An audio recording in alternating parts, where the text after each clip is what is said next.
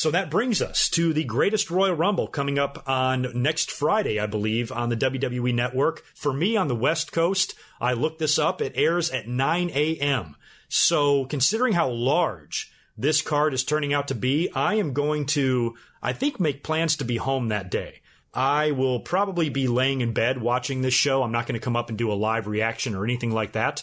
But I might very well take that day off so I can come up and do a video about the greatest Royal Rumble after the fact. Because when you look at this card, and I'm going to run it down here right now, it looks pretty ridiculous. I mean, this is a WrestleMania-worthy card. And I don't know what WWE has got going on here. I don't know why they're stacking this so hard. There's got to be a lot of money at stake, especially if they're getting Brock Lesnar, you know, a guy who never goes anywhere and would be just as content sitting in his backyard, never leaving. He's flying all the way over to Saudi Arabia in probably a 150-hour fucking flight. So that's pretty incredible that he's even making the trip. But why don't we just kind of blow through the card real quick? We've got the 50-man Royal Rumble match. We're going to have 50 guys in this. And if I had to pick a winner right now, I think it kind of comes down to two guys. I think you either got to do Daniel Bryan, which would be great because that would really make up for all of the horrible Royal Rumble situations that Daniel Bryan has been in. Royal Rumbles and Daniel Bryan usually do not go very well together, but maybe this time Daniel Bryan can score the victory here and make the fans happy. Braun Strowman would probably be the other guy. So right now, my early picks, and I'll definitely do, some predictions in next week's episode for this show. But I would probably right now be inclined to pick Daniel Bryan or Braun Strowman to win that thing. We're also getting a random one-on-one match between John Cena and Triple H.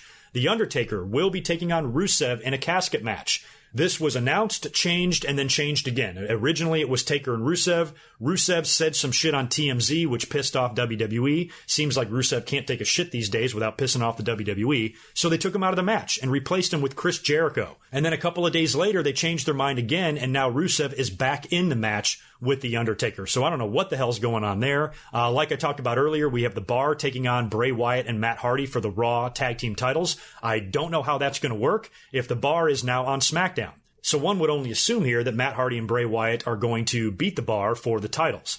We also have Jinder Mahal taking on Jeff Hardy for the United States title. Still a lot to be determined there because Jinder could win that match and take the United States title back over to Raw. And on the Intercontinental title side of things, we've got a ladder match. We've got a four-way ladder match for the IC title. Finn Balor versus Seth Rollins versus The Miz versus Samoa Joe. So you got two Raw guys and two SmackDown guys. So if Jinder winds up beating Jeff Hardy for the U.S. belt, that belt's back on Raw, which means The Miz or Samoa Joe is going to have to win the ladder match and win back the Intercontinental title to take it over to SmackDown. So there's still a chance that the IC belt and the U.S. title could switch. If not, and Seth retains and Hardy retains, then they stay where they are. So still a lot to be determined as far as those two belts go. We're also getting the Bludgeon Brothers defending the tag team titles, the SmackDown tag team titles against the Usos. No crazy ramifications there, no matter who wins or loses. I would be inclined to think that the Bludgeon Brothers would retain here. For the WWE title, we have AJ Styles versus Shinsuke Nakamura. Now, part of me thinks we could get a title change at this show. We know we're going to get new tag team champions on the Raw side of things. It's very possible that the US or IC title changes hands, but we also have two world titles on the line as well. One of them being AJ Styles versus Shinsuke Nakamura, and the other one being Roman Reigns versus Brock Lesnar inside of a steel cage. Now, a lot of people have speculated that this was Vince's grand plan to change the match at WrestleMania in order to have Roman Reigns win the match at this show instead and win the title, because he will get a much better reaction in Saudi Arabia. That crowd is going to be jacked. They never get WWE over there live. They're not jaded like all of us American fans. They're probably going to be very energetic, and they're going to pop for a lot of people, and they, I'm sure, don't hate Roman Reigns nearly as bad as people do here in the States. So if they're going to do that, that's a pretty brilliant move by Vince McMahon if you have Roman Reigns win the title in a situation where you replay in the future and years to come, you look back at the night that Roman winning, at least you have him in an environment where he's holding up the belt and celebrating and the crowd is going nuts. If you did it at WrestleMania, the crowd would literally be flinging turds at the guy. So this might be a better way. And plus it's a cage match. So you could do some shady shit here. You could have Brock drop the belt without even really having to get beat. Maybe Samoa Joe, maybe a light bulb goes off in his head and says, holy shit, if I go out there and help Roman Reigns win the title, that means I get a title shot at Backlash because Roman and Joe are facing each other at Backlash. Joe is a SmackDown guy now, but hell, who cares?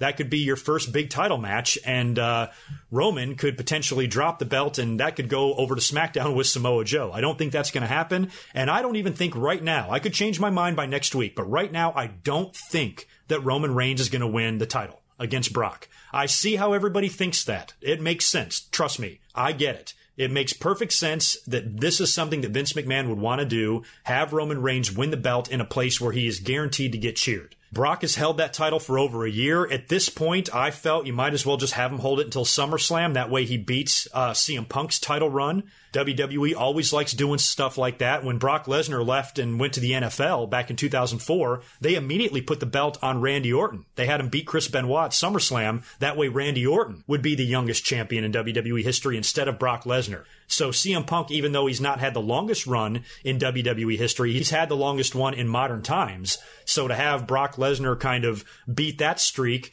and beat that record might be something WWE wants to do there. We still have no clue what the status of Brock Lesnar's contract is, if it's a long-term deal, if it's a short-term deal, whatever the hell's going on there. We really have no idea. So I think it's definitely possible, considering how stacked this card is. I mean, look at this thing on paper. This is ridiculous. I wasn't treating this really as that big of a deal up until like a week or so ago. Now I'm thinking to myself, holy shit, I might take this day off of work just so I can be home to watch it and do a video on it, because there could be some big things taking place on this show. And Brock Lesnar dropping the belt to Roman Reigns could be one of those. AJ Styles dropping the belt to Nakamura could be another one. So there's definitely plenty of things we could see here. Major things take place on this show that might be really interesting. And I'm actually kind of excited to see it now. So next week during episode 495, I'll give you my official predictions on this card, and I may very well change my mind and start picking Roman Reigns. I don't know yet. But right now, as of this episode 494, I'm still picking Brock to retain the title.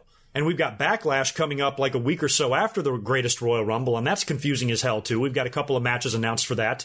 It's going to be Roman Reigns versus Samoa Joe. This could either be Universal Champion Roman Reigns versus Samoa Joe, or it could be Intercontinental Champion Samoa Joe versus Roman Reigns, or it could be Universal Champion Roman Reigns versus Intercontinental Champion Samoa Joe, or it could be a one-on-one match where neither one of these motherfuckers has a belt. So I don't know what the hell to expect at Backlash or what's going on or what it's going to mean. And that's not the only confusing match, because I think we also have Seth Rollins defending the Intercontinental title against The Miz set for Backlash as well. So if Seth Rollins does survive the ladder match at the Greatest Royal Rumble, then he still has to go into Backlash to face a SmackDown guy. So we just don't know where any of these belts are going to wind up. It's still completely up in the air where the IC belt lands and where the US belt lands. And hell, it might even be up in the air where the Universal and World title belts land if any more crazy shit takes place. And then I thought, even though it's not on WWE's website currently right now, but I thought we were going to get Randy Orton versus Jinder Mahal for the US title. So if Jinder beats Jeff Hardy, maybe we still get that match, which again, pits a SmackDown guy versus a Raw guy. So shit is all over the place right now, and I'm confused as fuck. So you guys let me know what you think about the Greatest Royal Rumble and Backlash, what you might see, who might win all these matches, and where everybody is going to land once all of the dust settles.